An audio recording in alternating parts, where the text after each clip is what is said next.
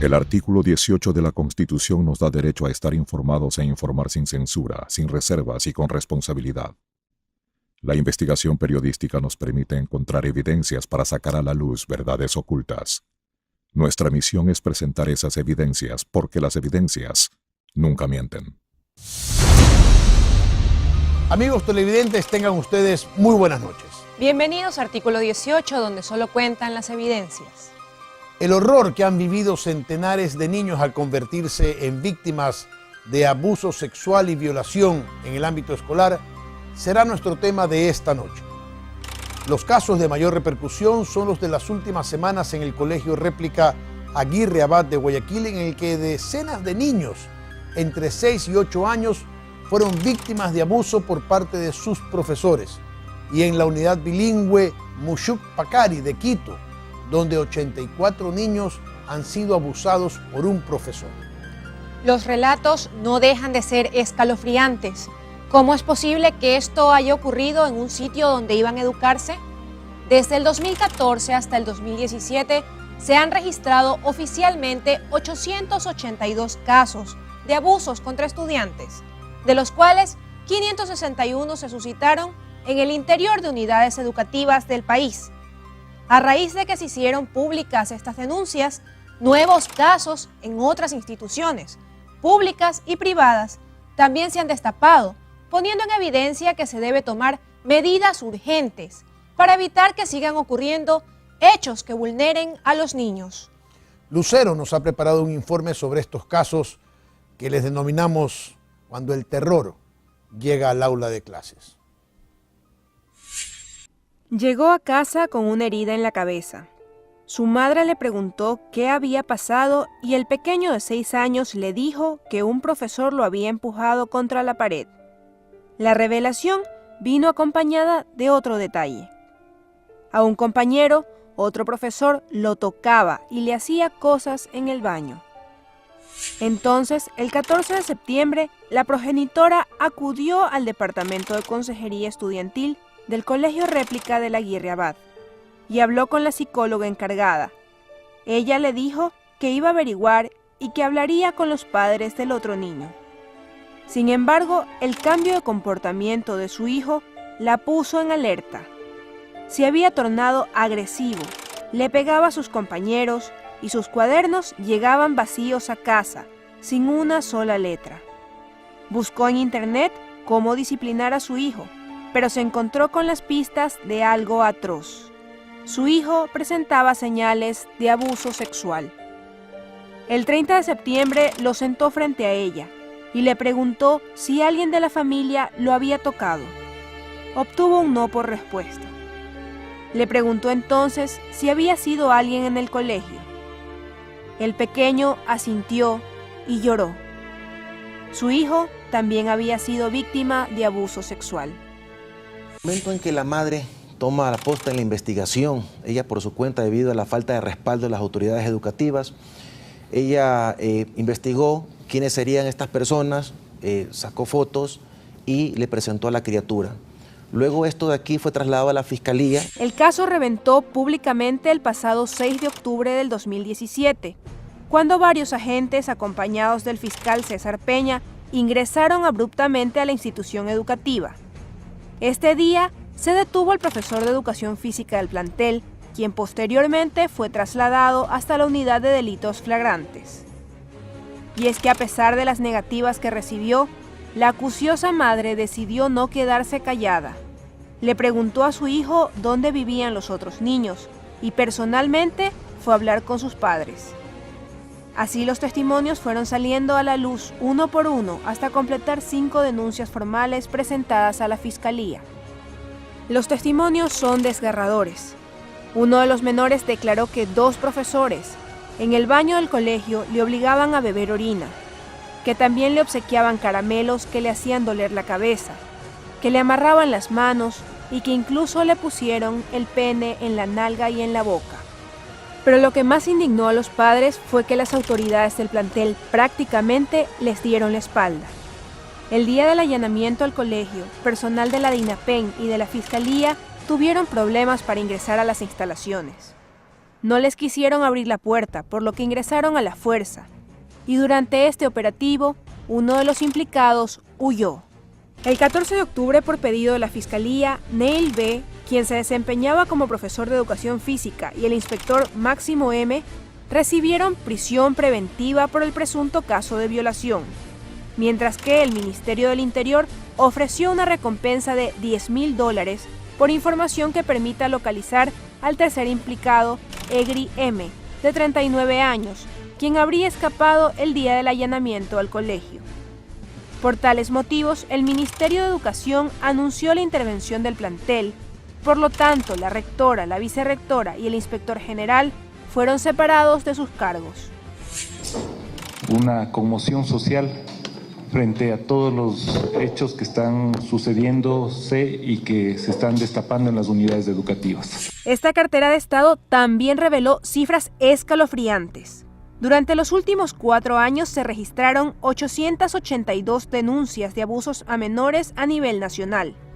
En 450 de ellos, los sospechosos eran docentes, seguidos de 321 personas fuera del sistema educativo.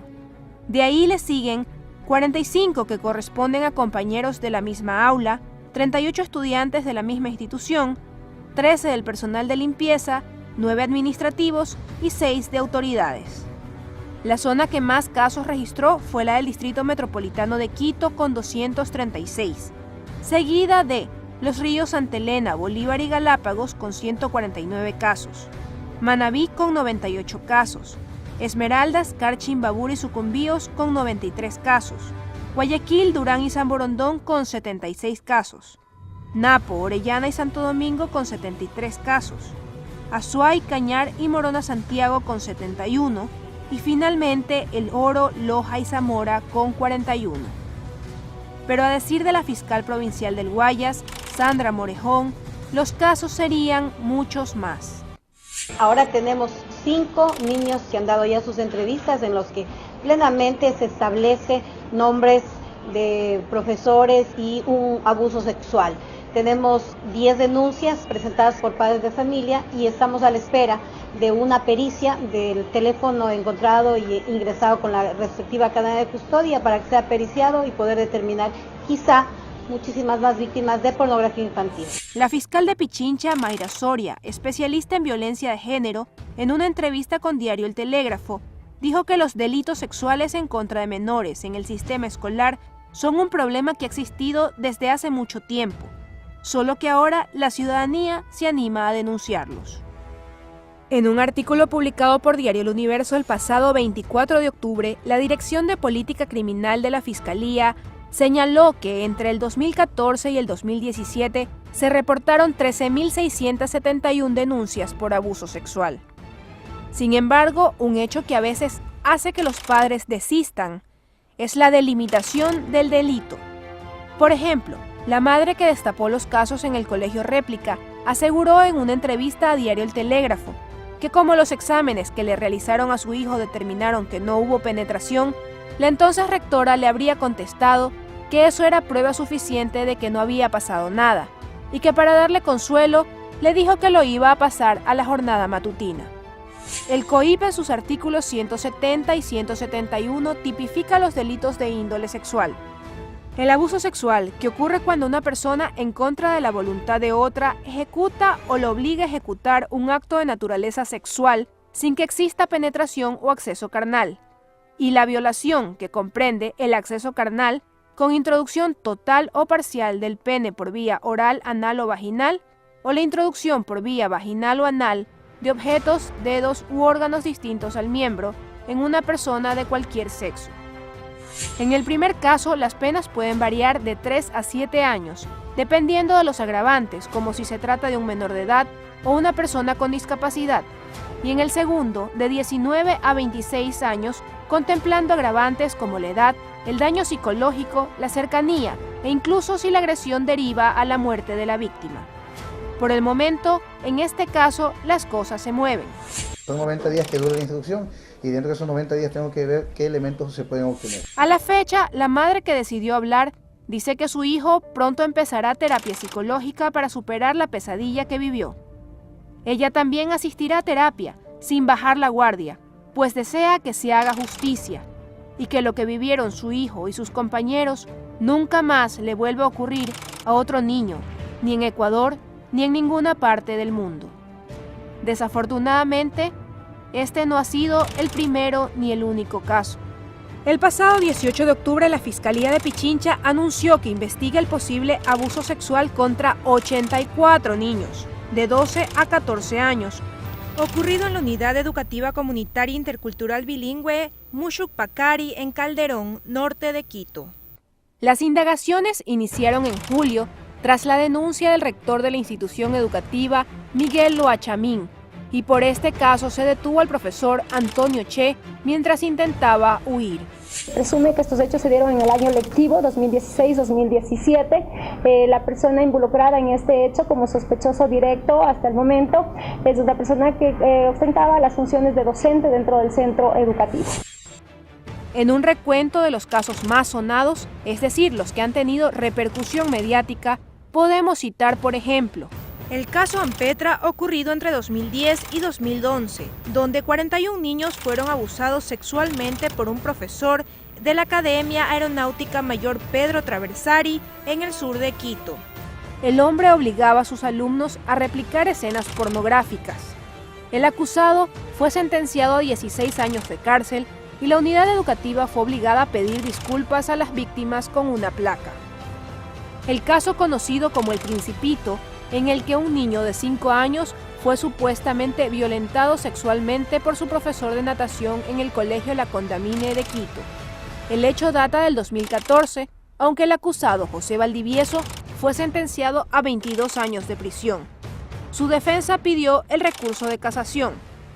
El pasado 24 de octubre se le dictó prisión preventiva, mientras Valdivieso, en declaraciones con Teleamazonas, denunció supuestas inconsistencias en el proceso investigativo. Soy inocente y siempre voy a recalcar mi inocencia. Como hay tantas incoherencias, porque en el colegio no pudo haber sucedido, es imposible porque hay cámaras, hay personas que vigilan y todo. Entonces trataban de ver quién es el culpable. Entonces ven la lista de profesores, porque el menor dice que es el profesor de música. Y oh sorpresa, el profesor de música es mujer. Entonces, empiezan a buscar un culpable sin ni siquiera saber si se ve culpable. Entonces, descubren que el único profesor hombre en todo ese grupo soy yo. El apoyo de Anne Malherbe, esposa del expresidente Rafael Correa, y su abogado Caupolicán Ochoa generaron tensión en este caso. En este mismo mes de octubre, otros casos de abuso sexual infantil en el sistema educativo también han sido denunciados. Padres denunciaron que su hija fue víctima de abuso sexual por parte de su profesor de biología.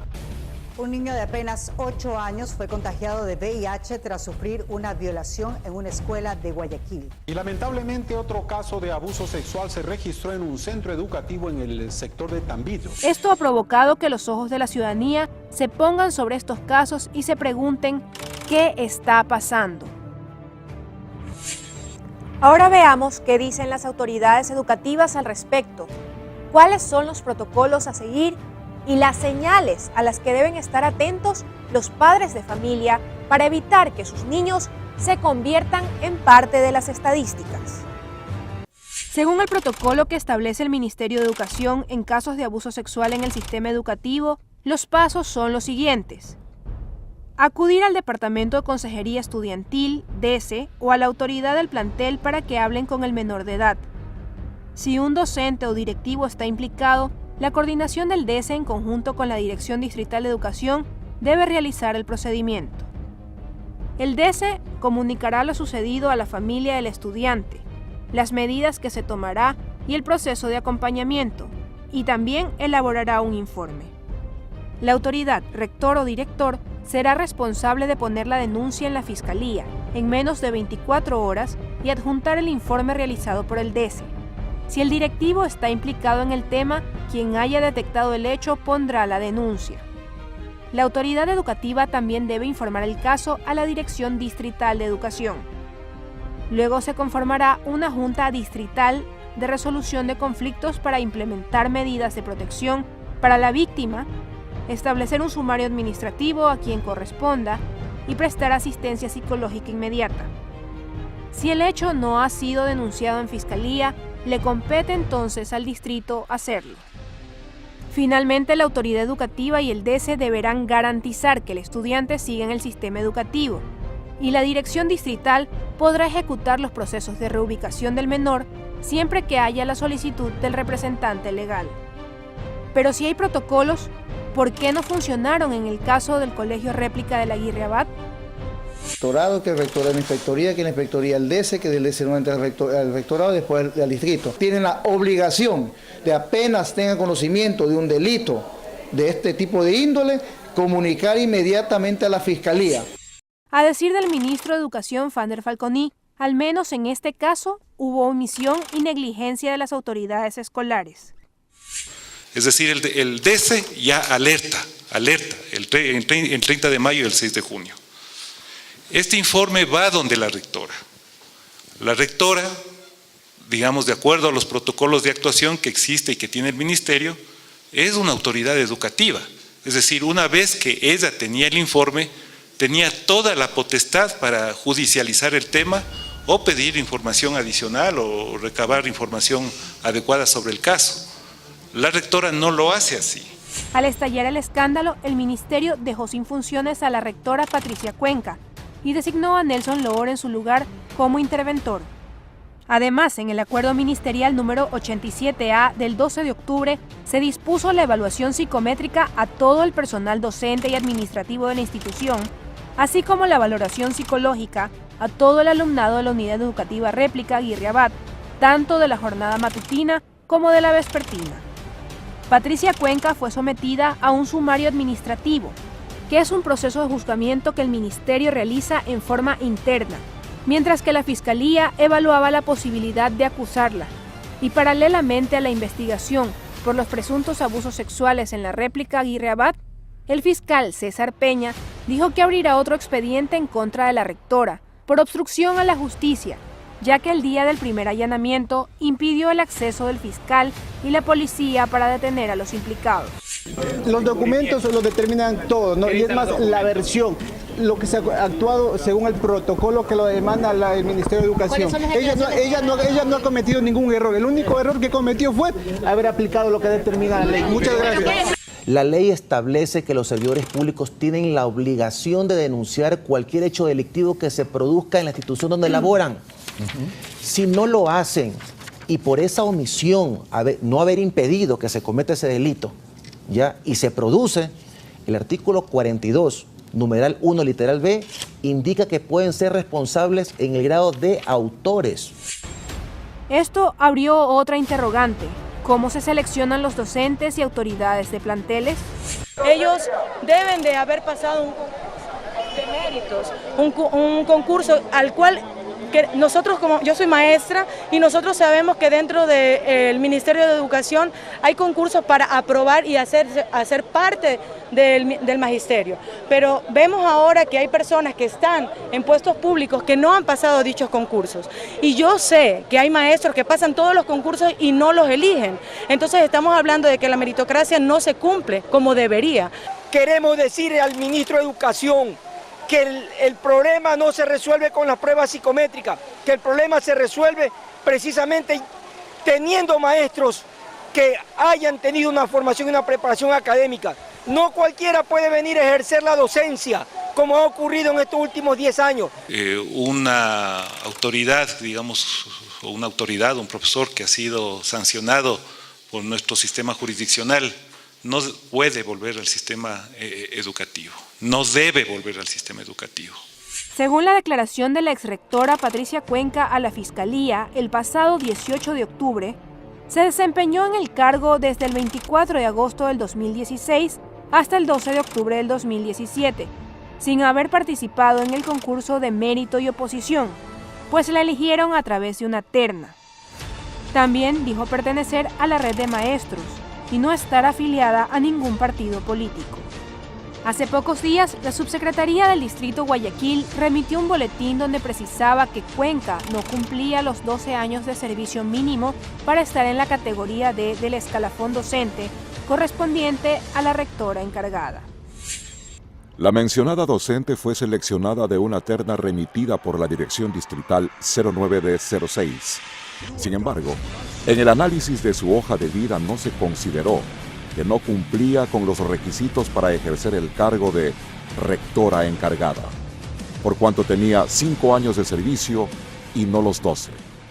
Pero a decir de algunos docentes que no forman parte de la red, uno de los problemas que contribuyeron a que casos de violencia permanecieran en silencio, enmarañados en la burocracia de los protocolos, fue el llamado decreto del silencio.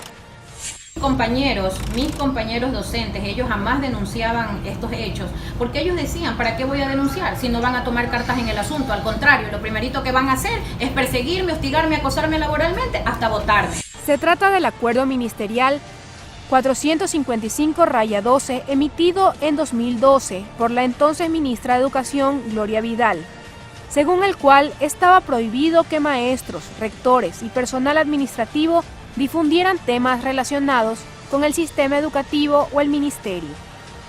En los artículos 30 y 31 del capítulo Relación con los medios de comunicación, se estableció que las declaraciones o entrevistas a la prensa escrita, radial y televisiva relacionadas con el Ministerio de Educación serán otorgadas únicamente por las autoridades de esta cartera de Estado, y que, en caso de que algún funcionario sea requerido para otorgar una entrevista en función de la información del Ministerio o de sus actividades, deberá tener autorización expresa de la máxima autoridad. Quizás por eso, durante los últimos años, los periodistas recibimos muchas respuestas como estas. Dice que ellos no están autorizados para dar ninguna declaración, dice. Que tienen que ir al distrito, ahí le dan cualquier cosa. Pero no hay nadie que al menos nos reciba. Ya les estoy explicando eso, me dice la señora inspectora. El canal no puede ingresar ahorita.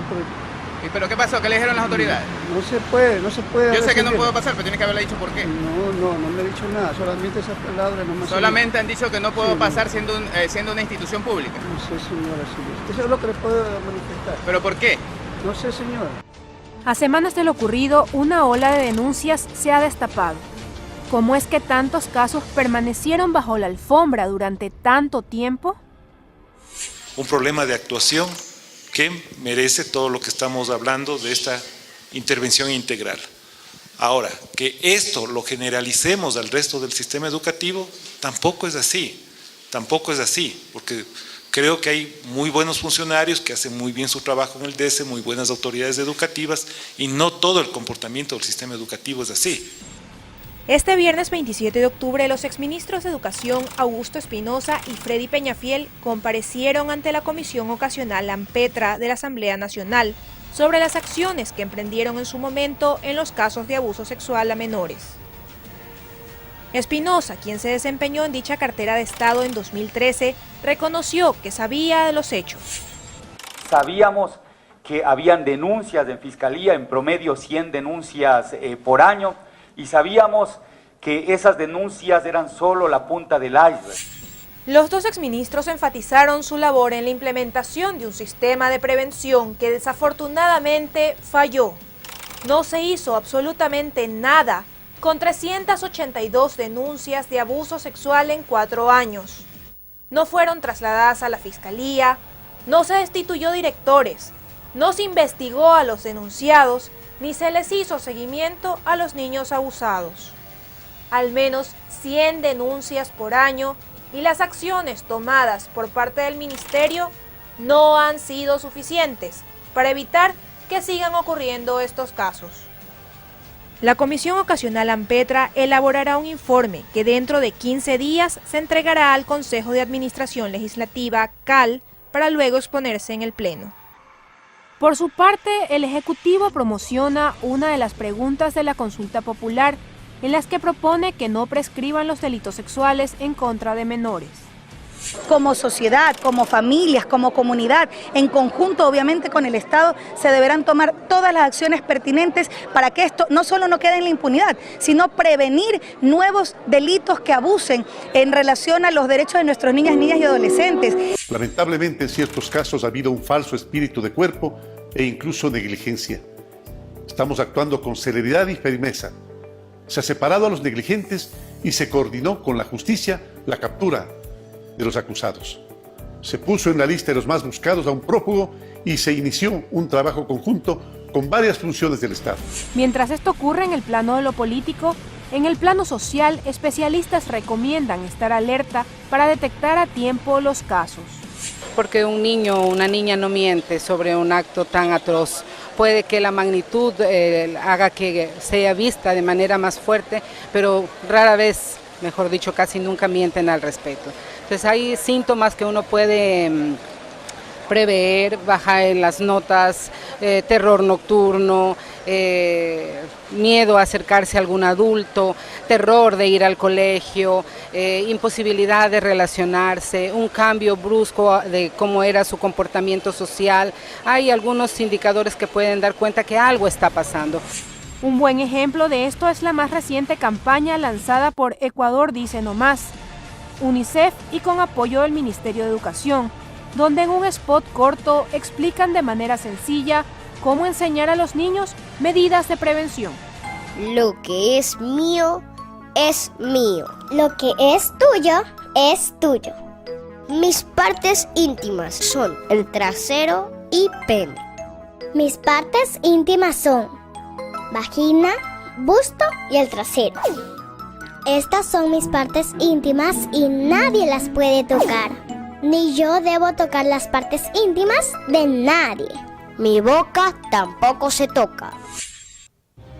Los padres deben estar pendientes de sus hijos, hablar con ellos y enseñarles desde pequeños que nadie debe tocar sus partes íntimas y que si lo hacen, deben hablar para impedir que esto vuelva a ocurrir. Un tema a tener en cuenta en la próxima consulta popular. La 7ª pregunta plantea la posibilidad de declarar imprescriptibles los delitos sexuales contra niños, niñas y adolescentes. Esto ha sido todo por hoy, amigos televidentes. Muy buenas noches.